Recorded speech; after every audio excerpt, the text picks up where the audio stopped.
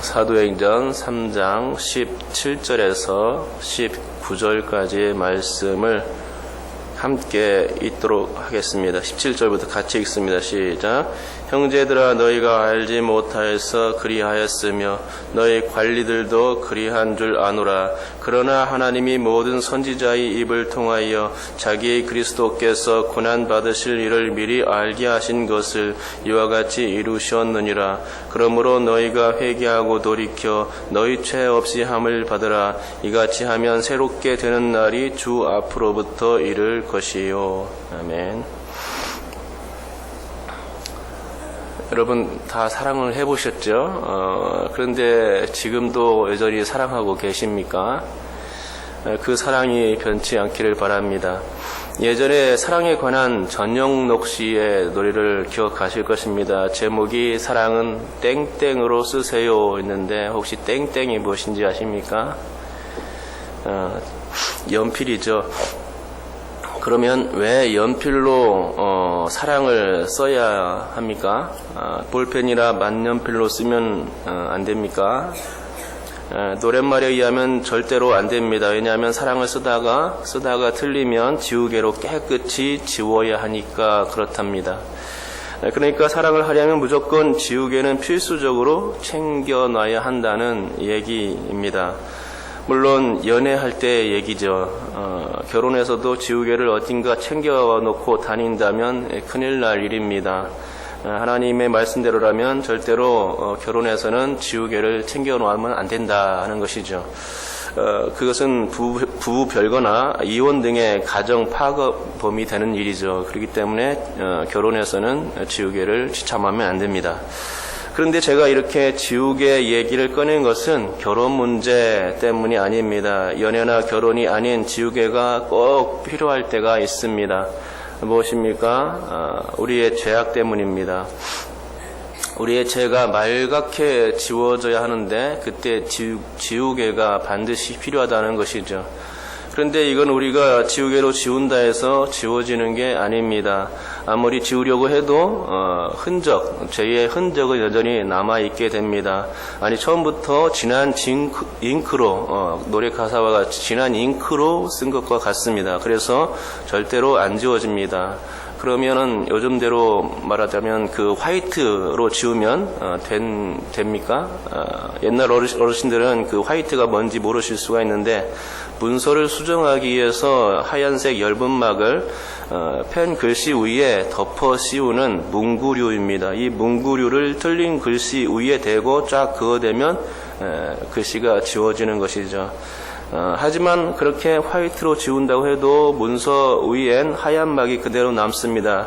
그래서 그 막이 잘못된 글씨의 흔적을 표시해주고요. 또 그 막 밑에는 여전히 틀린 글씨가 숨어 있다는 것입니다.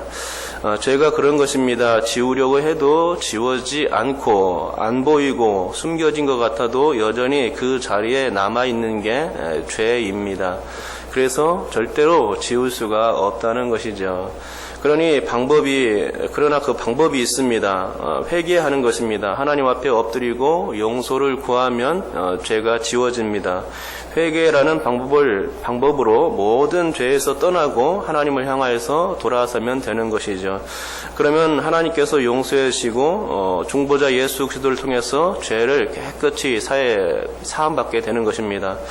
예수님께서는 죄를 사해 주시는 권세가 있죠. 마태복음 9장에 보면 이 사실이 잘 나와 있습니다. 여기에는 침상에 누운 중풍병자를 고치신 사건이 기록되어 있는데 중풍병자를 고치기 전에 주님은 병자에게 이렇게 얘기했습니다. 내 죄 사함을 받으라 명령하신 것을 볼 수 있습니다. 사람들은 이 소리를 듣고선 수군거렸습니다. 예수가 하나님도 아닌데 무슨 죄를 사하는가 하면서 신성모독이라고 속닥거렸습니다. 하지만 그때 주님은 그 말을 들은 이후에 이렇게 말씀하셨죠. 인자가 세상에서 죄를 사하는 권능이 있는 줄을 너희로 알게 하려 하노라 라고 말씀하시고선 병자를 치료해 주셨던 것입니다. 병을 고치는 일이 쉽습니까? 말로만 죄를 사한다고 말하는 게 쉽습니까? 병을 고치는 게 어렵죠. 그렇지만은 병을 고치기 전에 주님께서는 죄를 사하는 권능이 있음을 말씀하시고 치료까지 해주심으로 결국 주님께서 죄를 사하시는 분이심을 알려주신 것입니다. 그러니까 사람이 죄를 지우는 건 예수님밖에 안 계십니다. 우리가 지우개를 가지고 다니는 게 아니라 예수님이 가지고 다니시는 것이죠. 예수님의 지우개는 죄의 흔적까지 깨끗이 지울 수 있는 그런 지우개입니다.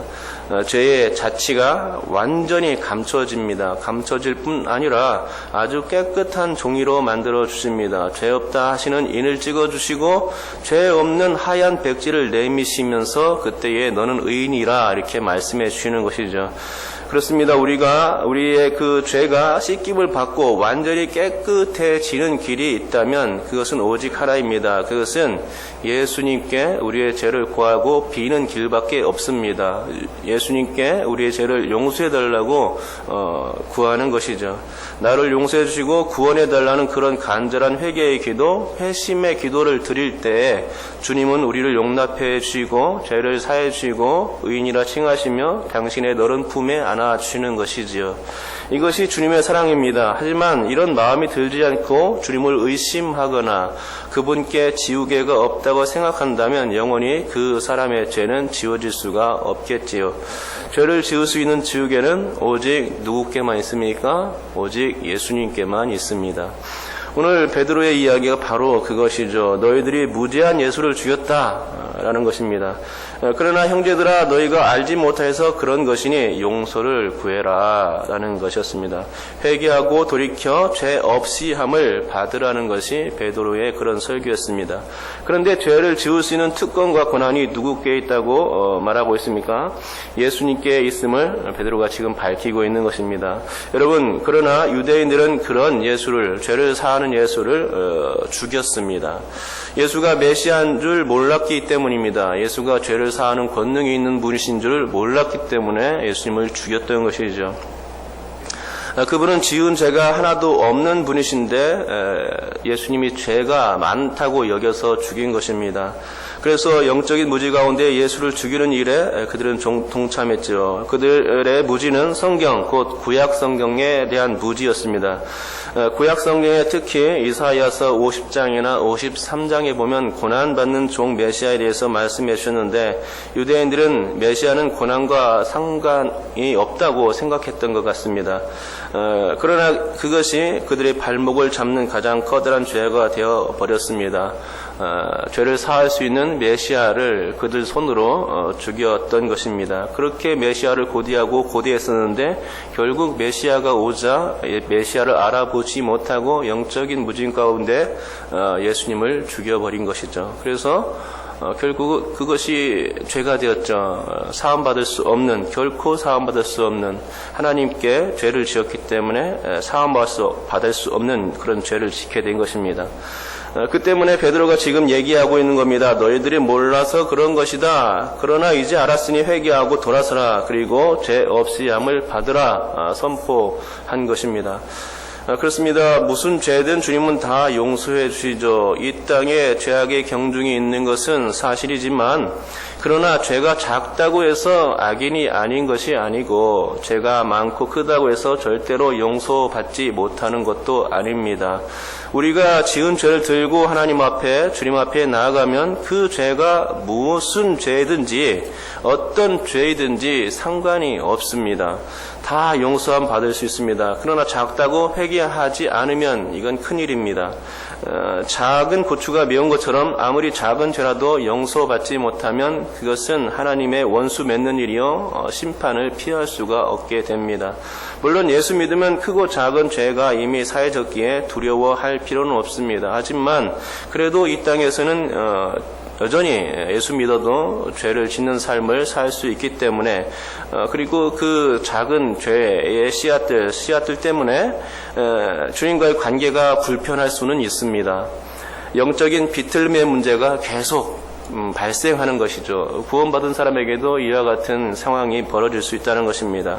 죄 지은 사람은 거룩하신 주님께 다가가는 일을 그래서 멀리하게 됩니다. 주님과의 관계가 서운해질 수밖에 없는 것이죠. 작은 죄라도 그렇다는 것입니다. 그러니 큰 죄를 지었다면 두말할 나위도 없겠습니다. 맞습니다. 죄를 지우개는 오직 주님 한 분밖에 없습니다. 지우개로 죄를 지우시는 일이 주님의 일인 것입니다. 그런데 주님께서 하시는 일은 한 가지가 더 있습니다. 베드로는 이번 설교에서 주님께서 하시는 일을 두 가지로 소개하고 있는데 그 첫째가 지금까지 살펴본 것처럼 죄를 사해 주시는 것입니다. 또 둘째로는 용서받은 그 사람을 새롭게 해 주시는 일이라고 말합니다. 고린도후서 5장 17절 말씀에 따르면 제가 한번 읽어드릴게요. 그런즉 누구든지 그리스도 안에 있으면 새로운 피조물이라 이런 이전 것은 지나갔으니 보라 새 것이 되었도다 라고 기록하는 것을 볼 수 있습니다. 바울 사도는 예수님을 믿게 되면 그리스도 안에 거하게 된다고 말씀하죠. 그리스도 안에 거하게 되면 새로운 피조물이 된다고 말씀했던 것입니다. 본문에서는 새롭게 되는 날이 있을 거라고 말씀하시는데 비슷한 개념, 같은 개념입니다.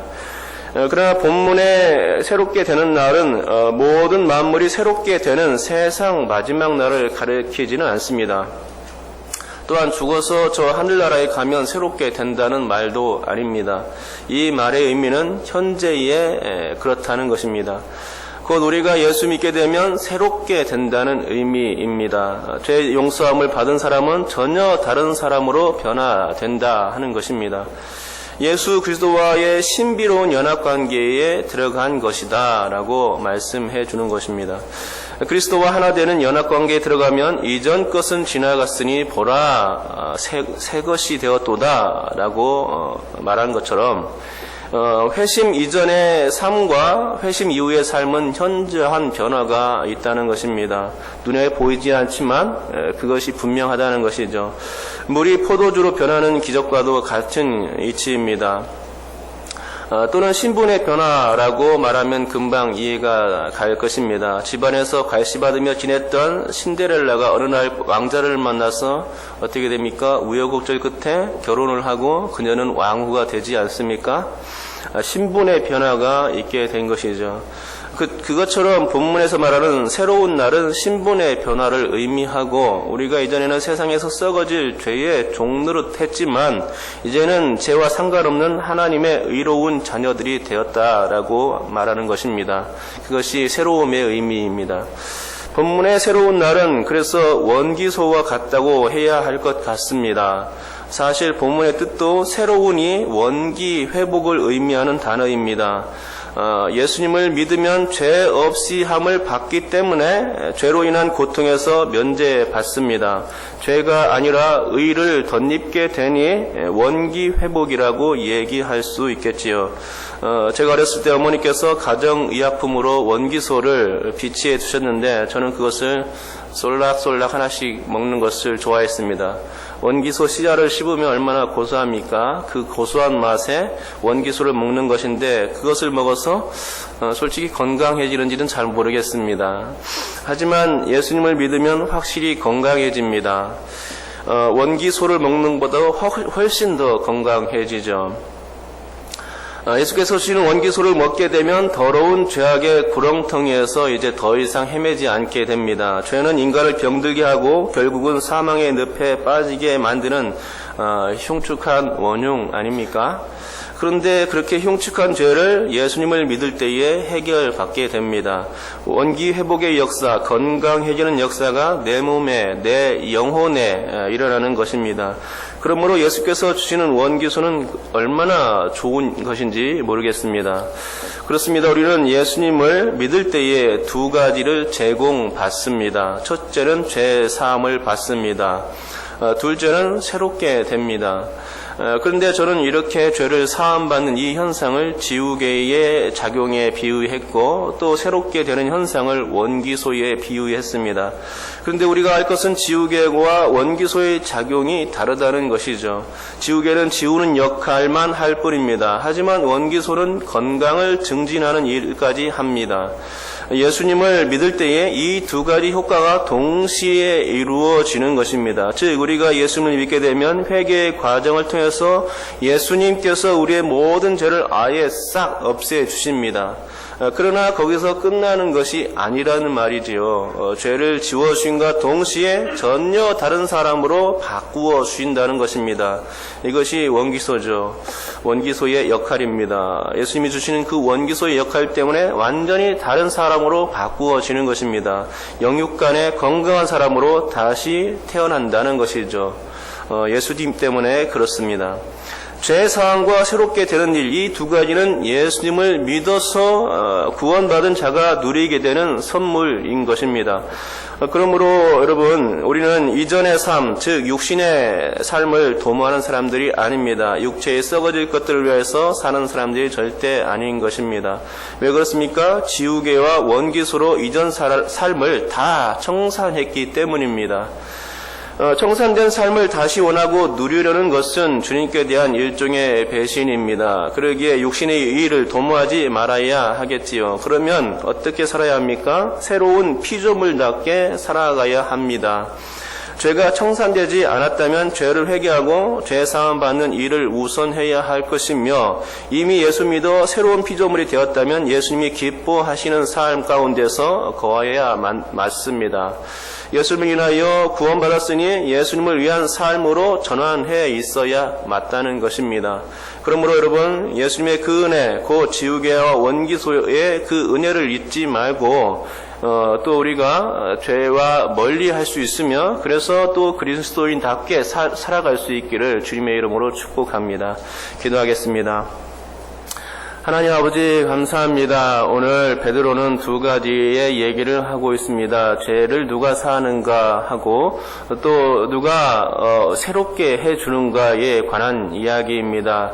그것은 다 예수님입니다. 우리가 주님을 믿게 되면 죄가 다 청산됩니다.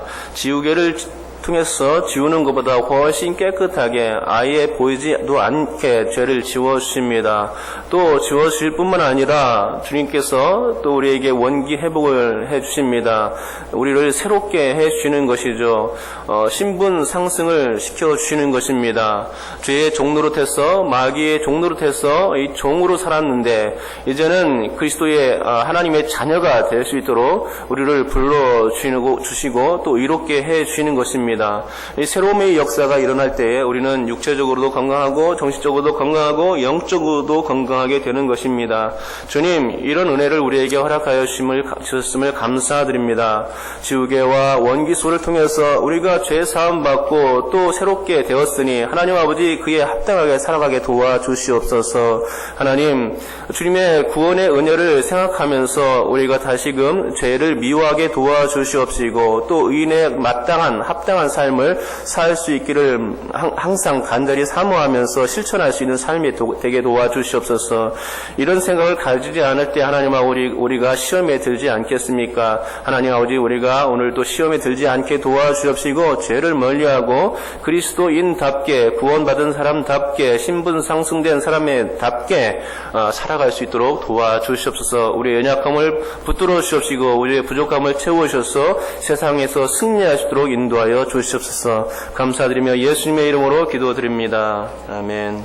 우리 찬송하겠습니다. 찬송가 261장입니다. 찬송가 261장 찬송하겠습니다.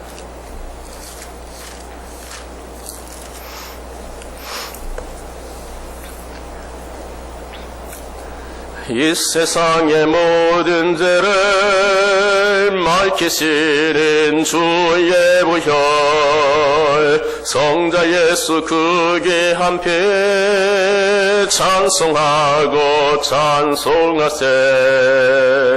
주님 앞을 멀리 떠나 길을 잃고 헤맬 때에 나의 뒤를 따라오사 친히 구원하셨도다. 흰 눈보다도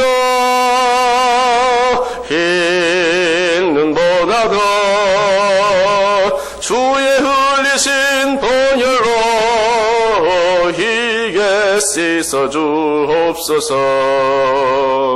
가시관을 쓰셨으니 피로 얼굴 물드셨고 십자가의 모진 고통 나를 위해 당하셨네.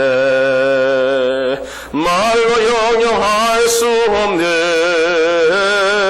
구세주의 구속하심 그 은혜와 그 신사랑 찬송하고 찬송하세. 흰 눈보다도 흰 눈보다도 주의 흘리신 보혈로 희게 씻어 주옵소서. 아버지를 멀리 떠나 바른 길을 저버리고 여러 가지 죄악으로 주홍같이 되었으니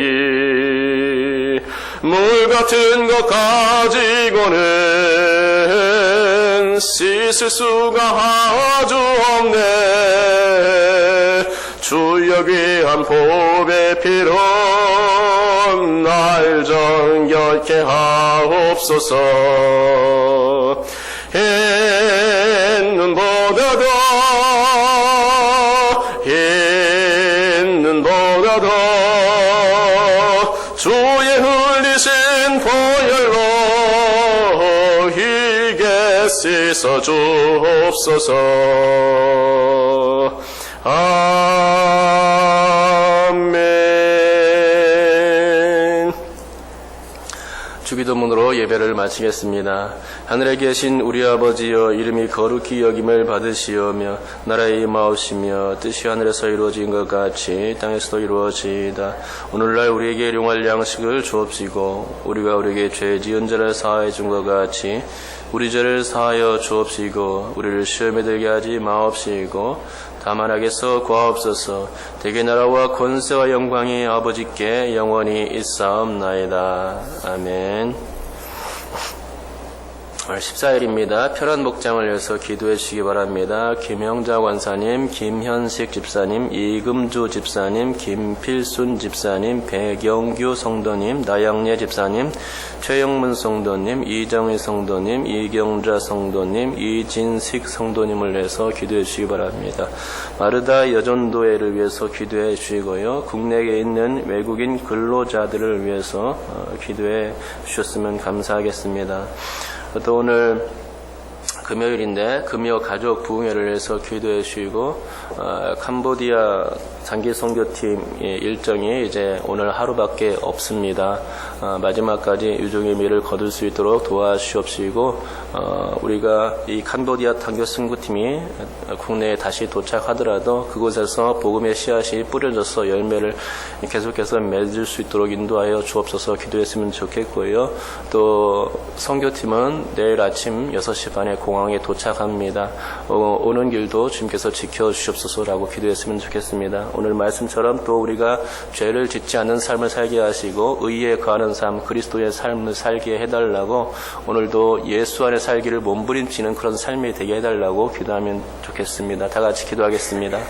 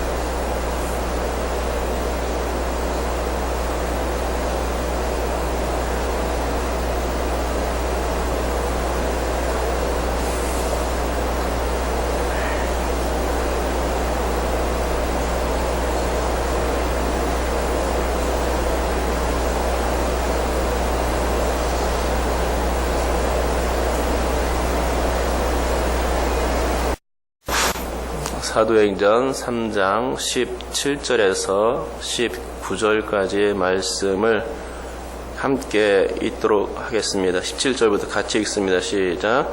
형제들아, 너희가 알지 못하여서 그리하였으며 너희 관리들도 그리한 줄 아노라. 그러나 하나님이 모든 선지자의 입을 통하여 자기 그리스도께서 고난 받으실 일을 미리 알게 하신 것을 이와 같이 이루셨느니라. 그러므로 너희가 회개하고 돌이켜 너희 죄 없이 함을 받으라. 이같이 하면 새롭게 되는 날이 주 앞으로부터 이를 것이요. 아멘. 여러분 다 사랑을 해보셨죠? 그런데 지금도 여전히 사랑하고 계십니까? 그 사랑이 변치 않기를 바랍니다. 예전에 사랑에 관한 전영록 씨의 노래를 기억하실 것입니다. 제목이 사랑은 땡땡으로 쓰세요 했는데 혹시 땡땡이 무엇인지 아십니까? 연필이죠. 그러면 왜 연필로 사랑을 써야 합니까? 볼펜이나 만년필로 쓰면 안 됩니까? 노랫말에 의하면 절대로 안 됩니다. 왜냐하면 사랑을 쓰다가 틀리면 지우개로 깨끗이 지워야 하니까 그렇답니다. 그러니까 사랑을 하려면 무조건 지우개는 필수적으로 챙겨놔야 한다는 얘기입니다. 물론 연애할 때 얘기죠. 결혼해서도 지우개를 어딘가 챙겨놓고 다닌다면 큰일 날 일입니다. 하나님의 말씀대로라면 절대로 결혼해서는 지우개를 챙겨놓으면 안 된다는 것이죠. 그것은 부부 별거나 이혼 등의 가정 파괴범이 되는 일이죠. 그렇기 때문에 결혼해서는 지우개를 취참하면 안 됩니다. 그런데 제가 이렇게 지우개 얘기를 꺼낸 것은 결혼 문제 때문이 아닙니다. 연애나 결혼이 아닌 지우개가 꼭 필요할 때가 있습니다. 무엇입니까? 우리의 죄악 때문입니다. 우리의 죄가 말갛게 지워져야 하는데 그때 지우개가 반드시 필요하다는 것이죠. 그런데 이건 우리가 지우개로 지운다 해서 지워지는 게 아닙니다. 아무리 지우려고 해도 죄의 흔적은 여전히 남아있게 됩니다. 아니 처음부터 진한 잉크로 노래 가사와 같이 진한 잉크로 쓴 것과 같습니다. 그래서 절대로 안 지워집니다. 그러면은 요즘대로 말하자면 그 화이트로 지우면 됩니까? 옛날 어르신들은 그 화이트가 뭔지 모르실 수가 있는데 문서를 수정하기 위해서 하얀색 엷은막을 펜 글씨 위에 덮어 씌우는 문구류입니다. 이 문구류를 틀린 글씨 위에 대고 쫙 그어대면 글씨가 지워지는 것이죠. 하지만 그렇게 화이트로 지운다고 해도 문서 위엔 하얀 막이 그대로 남습니다. 그래서 그 막이 잘못된 글씨의 흔적을 표시해주고요. 또 그 막 밑에는 여전히 틀린 글씨가 숨어 있다는 것입니다. 죄가 그런 것입니다. 지우려고 해도 지워지 않고 안 보이고 숨겨진 것 같아도 여전히 그 자리에 남아있는 게 죄입니다. 그래서 절대로 지울 수가 없다는 것이죠. 그러나 그 방법이 있습니다. 회개하는 것입니다. 하나님 앞에 엎드리고 용서를 구하면 죄가 지워집니다. 회개라는 방법으로 모든 죄에서 떠나고 하나님을 향하여서 돌아서면 되는 것이죠. 그러면 하나님께서 용서해 주시고 중보자 예수 그리스도를 통해서 죄를 깨끗이 사함받게 되는 것입니다. 예수님께서는 죄를 사해 주시는 권세가 있죠. 마태복음 9장에 보면 이 사실이 잘 나와 있습니다. 여기에는 침상에 누운 중풍병자를 고치신 사건이 기록되어 있는데 중풍병자를 고치기 전에 주님은 병자에게 이렇게 얘기했습니다. 내 죄 사함을 받으라 명령하신 것을 볼 수 있습니다. 사람들은 이 소리를 듣고선 수군거렸습니다. 예수가 하나님도 아닌데 무슨 죄를 사하는가 하면서 신성모독이라고 속닥거렸습니다. 하지만 그때 주님은 그 말을 들은 이후에 이렇게 말씀하셨죠. 인자가 세상에서 죄를 사하는 권능이 있는 줄을 너희로 알게 하려 하노라 라고 말씀하시고선 병자를 치료해 주셨던 것입니다. 병을 고치는 일이 쉽습니까? 말로만 죄를 사한다고 말하는 게 쉽습니까?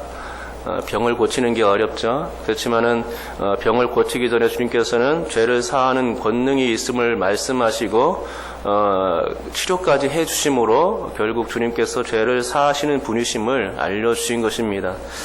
그러니까 사람이 죄를 지우는 건 예수님밖에 안 계십니다. 우리가 지우개를 가지고 다니는 게 아니라 예수님이 가지고 다니시는 것이죠. 예수님의 지우개는 죄의 흔적까지 깨끗이 지울 수 있는 그런 지우개입니다. 죄의 자취가 완전히 감춰집니다. 감춰질 뿐 아니라 아주 깨끗한 종이로 만들어 주십니다. 죄 없다 하시는 인을 찍어 주시고 죄 없는 하얀 백지를 내미시면서 그때에 너는 의인이라 이렇게 말씀해 주시는 것이죠. 그렇습니다. 우리의 그 죄가 씻김을 받고 완전히 깨끗해지는 길이 있다면 그것은 오직 하나입니다. 그것은 예수님께 우리의 죄를 구하고 비는 길밖에 없습니다. 예수님께 우리의 죄를 용서해 달라고 구하는 것이죠.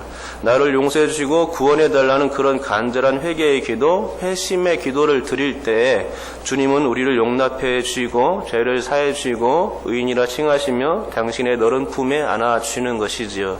이것이 주님의 사랑입니다. 하지만 이런 마음이 들지 않고 주님을 의심하거나 그분께 지우개가 없다고 생각한다면 영원히 그 사람의 죄는 지워질 수가 없겠지요. 죄를 지울 수 있는 지우개는 오직 누구께만 있습니까? 오직 예수님께만 있습니다. 오늘 베드로의 이야기가 바로 그것이죠. 너희들이 무죄한 예수를 죽였다라는 것입니다. 그러나 형제들아 너희가 알지 못해서 그런 것이니 용서를 구해라 라는 것이었습니다. 회개하고 돌이켜 죄 없이 함을 받으라는 것이 베드로의 그런 설교였습니다. 그런데 죄를 지울 수 있는 특권과 권한이 누구께 있다고 말하고 있습니까? 예수님께 있음을 베드로가 지금 밝히고 있는 것입니다. 여러분, 그러나 유대인들은 그런 예수를, 죄를 사하는 예수를 죽였습니다. 예수가 메시아인 줄 몰랐기 때문입니다. 예수가 죄를 사하는 권능이 있는 분이신 줄 몰랐기 때문에 예수님을 죽였던 것이죠. 그분은 지은 죄가 하나도 없는 분이신데 예수님이 죄가 많다고 여겨서 죽인 것입니다. 그래서 영적인 무지 가운데 예수를 죽이는 일에 그들은 동참했죠. 그들의 무지는 성경, 곧 구약 성경에 대한 무지였습니다. 구약 성경에 특히 이사야서 50장이나 53장에 보면 고난받는 종 메시아에 대해서 말씀해 주셨는데 유대인들은 메시아는 고난과 상관이 없다고 생각했던 것 같습니다. 그러나 그것이 그들의 발목을 잡는 가장 커다란 죄가 되어 버렸습니다.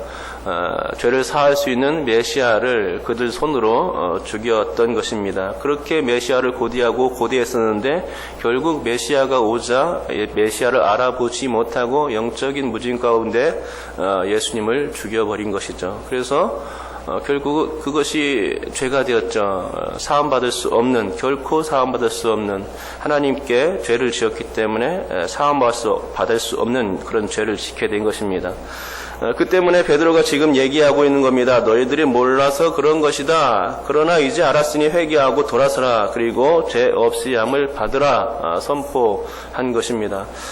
그렇습니다. 무슨 죄든 주님은 다 용서해 주시죠. 이 땅에 죄악의 경중이 있는 것은 사실이지만 그러나 죄가 작다고 해서 악인이 아닌 것이 아니고 죄가 많고 크다고 해서 절대로 용서받지 못하는 것도 아닙니다. 우리가 지은 죄를 들고 하나님 앞에, 주님 앞에 나아가면 그 죄가 무슨 죄든지 어떤 죄이든지 상관이 없습니다. 다 용서함 받을 수 있습니다. 그러나 작다고 회개하지 않으면 이건 큰일입니다. 작은 고추가 매운 것처럼 아무리 작은 죄라도 용서받지 못하면 그것은 하나님의 원수 맺는 일이요 심판을 피할 수가 없게 됩니다. 물론 예수 믿으면 크고 작은 죄가 이미 사해졌기에 두려워할 필요는 없습니다. 하지만 그래도 이 땅에서는 여전히 예수 믿어도 죄를 짓는 삶을 살 수 있기 때문에 그리고 그 작은 죄의 씨앗들 때문에 주님과의 관계가 불편할 수는 있습니다. 영적인 비틀림의 문제가 계속 발생하는 것이죠. 구원받은 사람에게도 이와 같은 상황이 벌어질 수 있다는 것입니다. 죄 지은 사람은 거룩하신 주님께 다가가는 일을 그래서 멀리하게 됩니다. 주님과의 관계가 서운해질 수밖에 없는 것이죠. 작은 죄라도 그렇다는 것입니다. 그러니 큰 죄를 지었다면 두말할 나위도 없겠습니다. 맞습니다. 죄를 지우개는 오직 주님 한 분밖에 없습니다. 지우개로 죄를 지우시는 일이 주님의 일인 것입니다. 그런데 주님께서 하시는 일은 한 가지가 더 있습니다. 베드로는 이번 설교에서 주님께서 하시는 일을 두 가지로 소개하고 있는데 그 첫째가 지금까지 살펴본 것처럼 죄를 사해 주시는 것입니다. 또 둘째로는 용서받은 그 사람을 새롭게 해 주시는 일이라고 말합니다. 고린도후서 5장 17절 말씀에 따르면 제가 한번 읽어드릴게요. 그런즉 누구든지 그리스도 안에 있으면 새로운 피조물이라 이런 이전 것은 지나갔으니 보라 새 것이 되었도다라고 기록하는 것을 볼 수 있습니다. 바울 사도는 예수님을 믿게 되면 그리스도 안에 거하게 된다고 말씀하죠. 그리스도 안에 거하게 되면 새로운 피조물이 된다고 말씀했던 것입니다. 본문에서는 새롭게 되는 날이 있을 거라고 말씀하시는데 비슷한 개념, 같은 개념입니다. 그러나 본문에 새롭게 되는 날은 모든 만물이 새롭게 되는 세상 마지막 날을 가리키지는 않습니다. 또한 죽어서 저 하늘나라에 가면 새롭게 된다는 말도 아닙니다. 이 말의 의미는 현재에 그렇다는 것입니다. 곧 우리가 예수 믿게 되면 새롭게 된다는 의미입니다. 죄 용서함을 받은 사람은 전혀 다른 사람으로 변화된다 하는 것입니다. 예수 그리스도와의 신비로운 연합관계에 들어간 것이다 라고 말씀해 주는 것입니다. 그리스도와 하나 되는 연합관계에 들어가면 이전 것은 지나갔으니 보라 새 것이 되었도다 라고